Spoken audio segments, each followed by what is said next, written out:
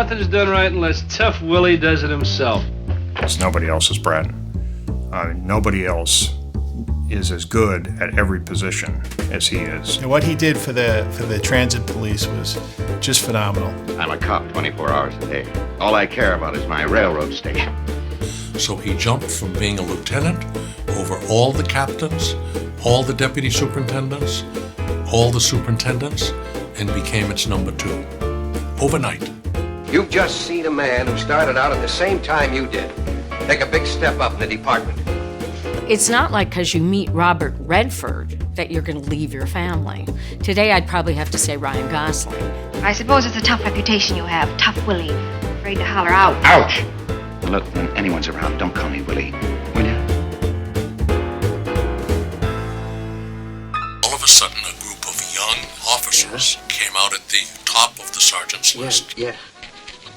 And Bill Bratton was the highest on the list. Okay, I got it. Yeah. What I first remember was this story about a young cop who was rising at a meteoric level toward the top. It was a shocking thing in the department, but he handled the rise exceptionally well, in most cases. A governor, it's Michael Litakis, who had gotten to know him, asked him if he'd like to become chief of the transit police. That was his first job in which he was the boss. Prior to 1990, never heard of Bill Bratton. I was a transit cop. I was a sergeant at the time he came over, and we were pretty insular. They were the subway cops. They used to call them the cave cops. This was probably the most disgruntled police department in the country. At that time, George Kelling and we thought what the transit police needed was visionary leadership. And Kelling and I said, the guy you want is Bratton. This was kind of the breakthrough moment for Bill Bratton. What he began to do underground was to reduce robberies, reduce violent crime, and while he was doing that in the transit system, you had crime going up in the street. What are they doing down there that we don't understand up here? And I had to say to myself, this is the most impressive experience I've ever had with a government manager. We, the transit police, are truly a department second to none.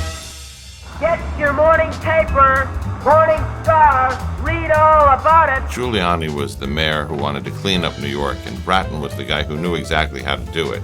I refer back to those days as the Camelot years of policing. The commissioner himself, John Timoney, John Miller, Jack Maple, and myself. It was a dream team in every sense of the word. Working with the brilliant Jack Maple and Louis Anamone, we created the CompStat system in the NYPD, and it took off. Now you're seeing numbers on the screen, and you're seeing maps and colored dots. Timely, accurate intelligence. And now you, the commander, are being asked, what are these dots? Rapid response. What are you doing to prevent them from happening again? Effective tactics. Everybody knows what's expected. Relentless follow-up. The single most important change in policing in the country. And the fact is that crime is down some of the major categories like by 30 and 40% over the last year. Now, how do you look at a statistic like that? Because maybe the population is also down 18.3%, something like that. No, the population is about the same. Maybe these people just went away for the summer. They said, oh, it was the weather. The winters that Bratton had when he was in NYPD it was the demographics. There were more teenagers. There were less teenagers.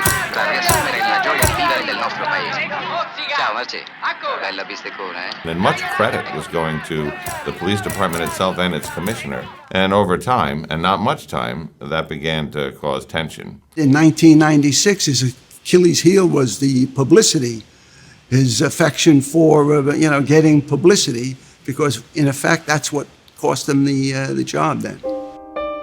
When I left as police commissioner, I had the opportunity to be having breakfast with a good friend at the Regency, and who happened to be in the same room at the same time, Ricky.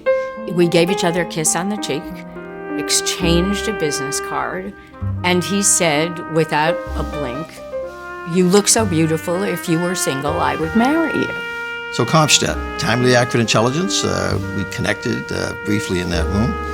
Effective tactics in terms of different ways trying to get together with her. Relentless follow-up was that we eventually got married.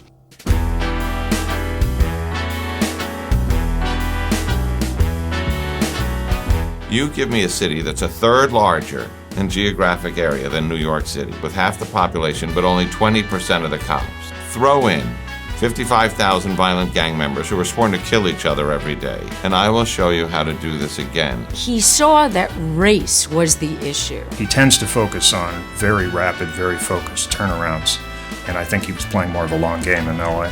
A poll was done towards the end of Bratton's tenure that the African American community of Los Angeles actually had a more positive view of the Los Angeles Police Department than some white communities had. There's a very nice roadmap in many of the things that we're doing that come out of LA. And so, for example, we're looking at how he worked in community. Could we all, as he liked to say, see each other?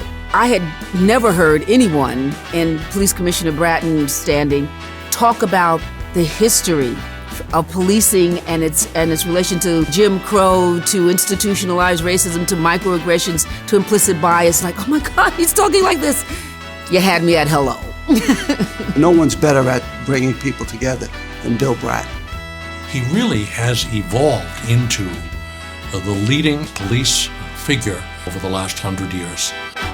He has spent all this time in New York, Los Angeles, yet he has never lost one iota of that Boston accent. Can't live with them, can't live without them. You're arrested for assault and battery on a police officer. My car, which I've parked in the yard. Luckily, through the use of subtitles and other things, New Yorkers were able to embrace this language. And congratulations, Commissioner. I've never done that before, by the way.